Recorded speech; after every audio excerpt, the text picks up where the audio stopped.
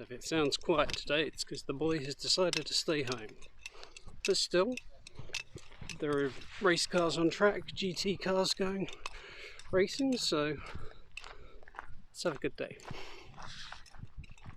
Brands Hatch, here we come.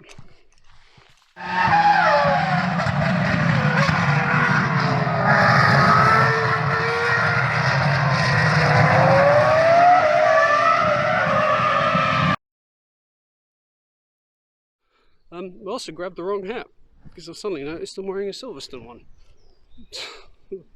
Well, a Brands Hatch one needed replacing anyway, I suppose, because I've been complaining about that for a while. So, a shopping trip possibly might be in order.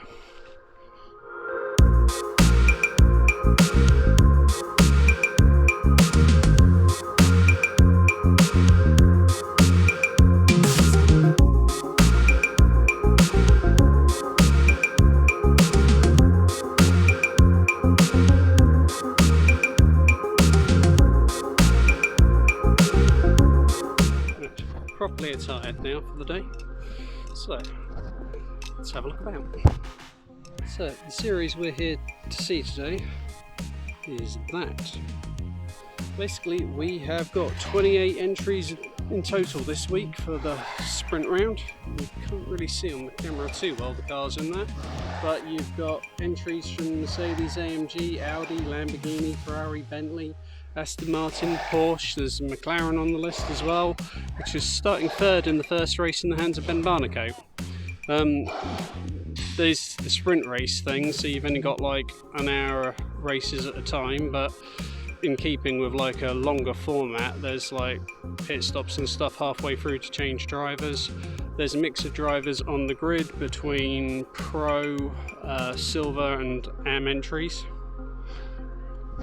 Lots of different teams, some very successful ones like Team WRT in front of us. Jota are running the McLaren, obviously they do well in LMP2 and WEC and European Le Mans Series.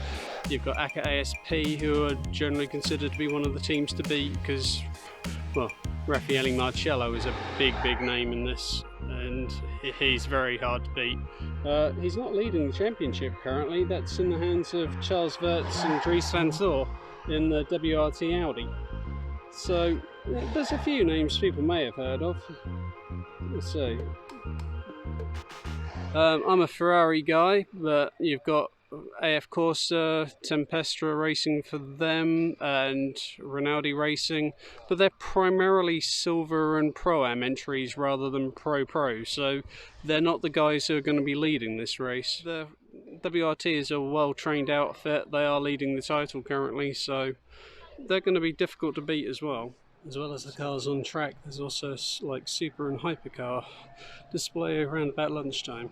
There's something you don't see too often, 2 Honda NSXs together. I think at a high point apparently they once sold 14 in a year in this country, so they are quite a rare car indeed.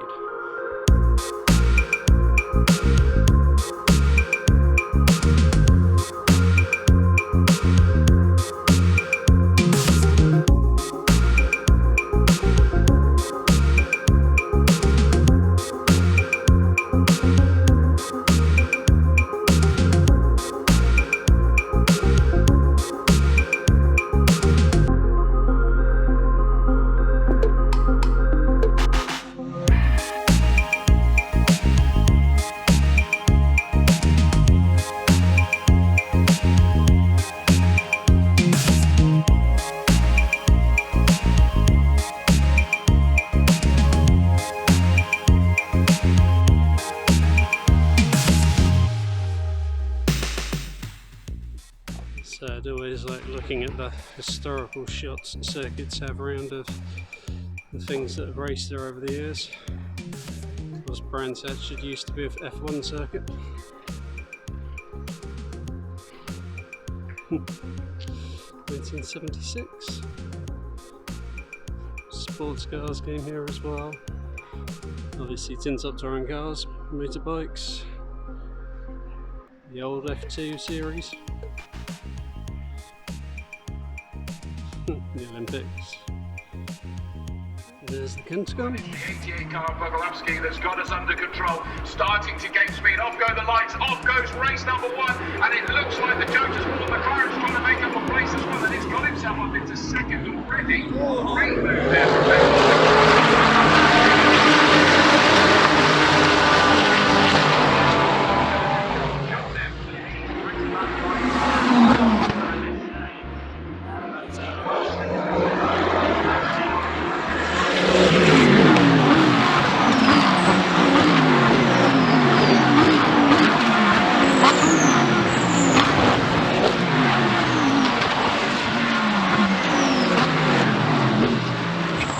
You ever tire of the sight of that? People settle into their pace. Of course, even though it is a bit of mechanical sympathy, you know, these cars, they can do 24-hour races at Spa, but if you took it to Spa today, you do a 24-hour race, you can make it really special changes. These races are established and obviously they don't go quite as much things like that in a quicker car, and sometimes have to manage a bit, and you're spotting their great hill bit.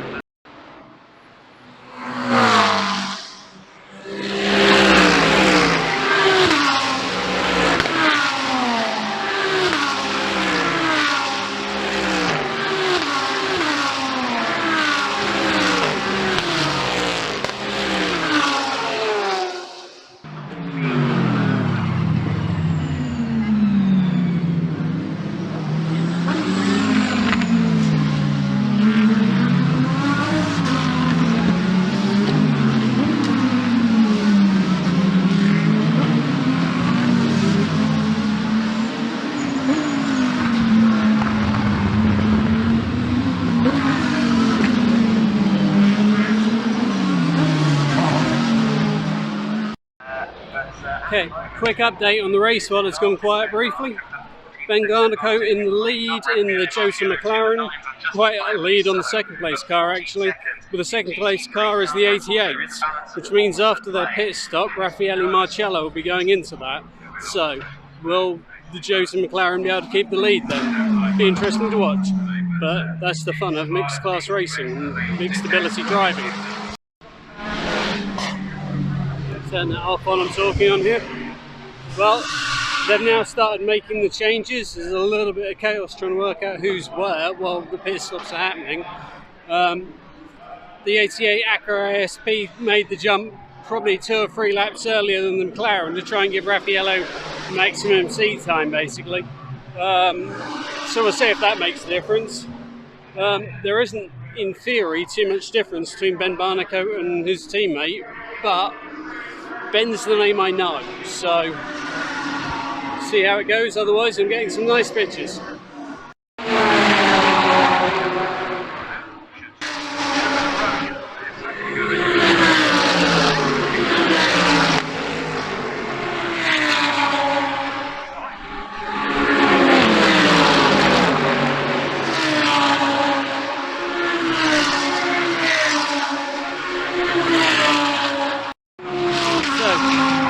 10 minutes of this race left, and the gap that we were talking about is shrunk to about half a second. So, you know, Ollie Wilkinson's kind of his work cut out keeping this victory.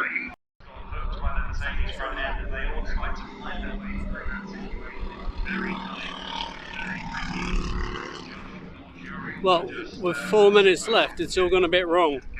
The 88 and the McLaren decided to go either side of a back marker, and the end result was that Ollie Wilkinson in the McLaren ended up out of the race over a barrier. He's out, he's okay, he's waving annoyedly at the fans, the cars apparently, which I don't blame him for. You know, it's obviously he's quite angry about being out of the race that close to nearly winning. So it's looking like it's going to end up finishing under yellow at this point, but we'll see what they say.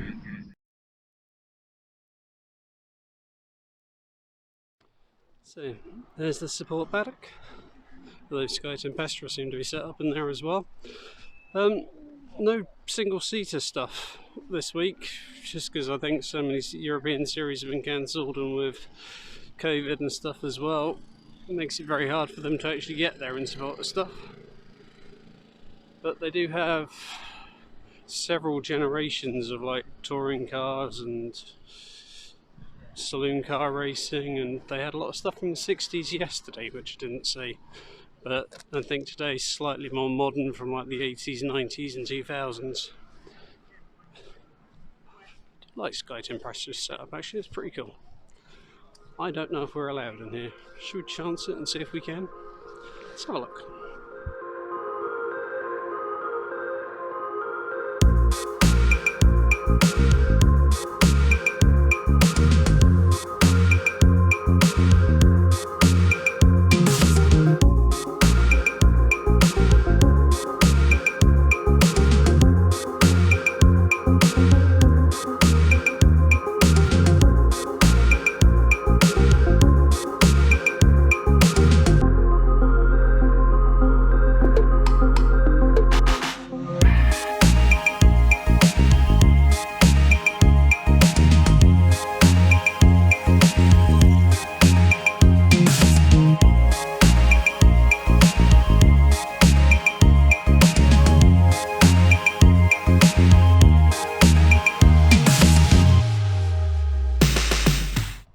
So I'm enjoying walking around this lot. Some of the cars you're seeing is very unusual.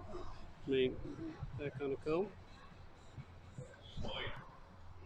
But yeah, I mean, even silly stuff like minis, you know, it's just sort of like, this is sort of the club racing it's kind of almost about, whether it's like Caterham 7s or old touring cars or whatever.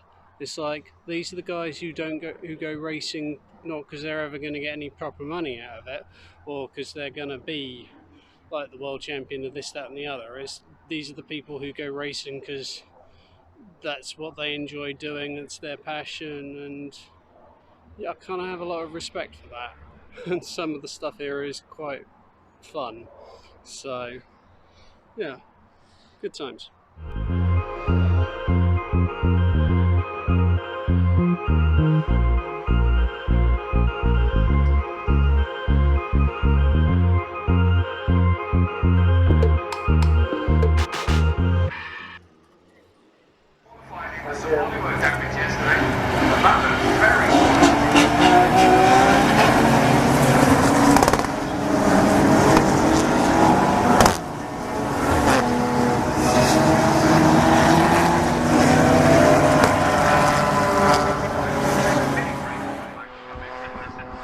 Taking a bit of time away from the racetrack at the moment. The series which is on there is slightly credible. Basically, to try and fit stuff on the track, they've combined about 3 series. So there's 48 odd cars on the track, ranging, most of which seem to be BMWs, but there were some seriously souped up escorts apparently on there. And the rest seem to range from, there's a Ferrari 430 Challenge car on there, several GT4 style for Genettas, some lightweight Lotuses and stuff, also some Peugeot 205s. It's really weird watching this stuff. The back of the field are going to get lapped in about 2 minutes, I think. Well, 2 more minutes, I should say. No, they've survived a few laps, but yeah. We're going to mix in some footage I recorded off the other camera while this one was recharging, but it's pretty crazy stuff.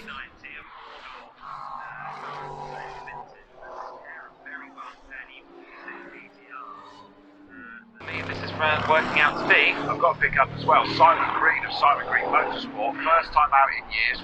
First time ever on this circuit. First time ever in this So news before the second race gets underway. It won't affect this race in terms of starting position. But Raffaele Marcello got a 40-second penalty for the last race for the incident with the McLaren, which drops him down to about 17th and may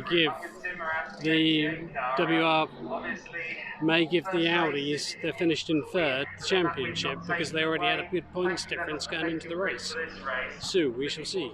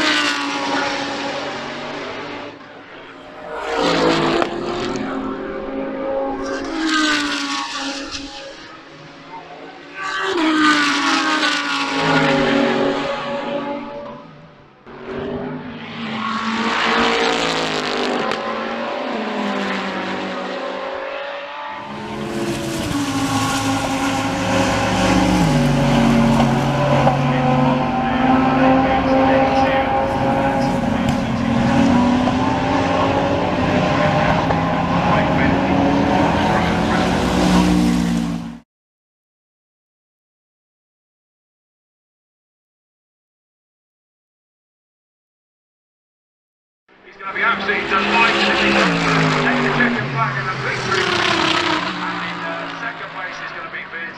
Across the Boguslavski. Yes, he is. He's going to jump. Oh, and the wheel comes off now, and he's now 3 wheels on, and it is the whole wheel that's gone off. Where does he come? Boguslavski comes home.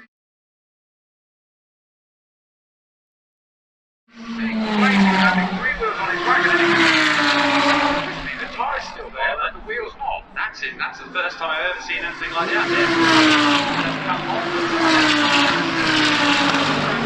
Thankfully, it's on the grass.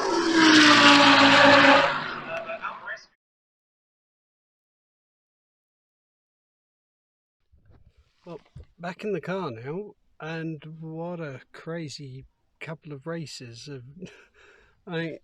You watch racing for an hour, and with 2 minutes left, the leaders managed to collide going around a back marker. One of them ended, the McLaren ended up in a fence. The 88 Acura ASP ended up getting a 40-second penalty, which dropped them basically out of the points and all but handed the title to Dries van Voor's teammate in the Audi. And the second race, the 88 Acura ASP leads the race the whole race, and then on the last lap something went wrong with the wheel and they ended up crossing the line in about 5th place, having been leading halfway around the lap on 3 wheels because one of the wheel rims fell off, but weirdly the tyre was still on the car. I have no idea what happened there, but they went from nearly winning 2 races to all going horribly wrong in like the last lap on both of them. It's just, they're gonna, the 88 Acura ASP squad are gonna wonder what on earth happened today, because it just all went completely wrong. I don't know. Well, in terms of stuff for Ayrton, I got some autographs for him. I managed to get a hat from Sky Tempestra Racing, and I managed to get it signed by Chris Froggatt, their driver. So, stuff for a boy. So I've had a good day. I've done the things I wanted to do. I've seen lots of racing, some of it quite mad. So, thank you very much for watching, and bye bye for now.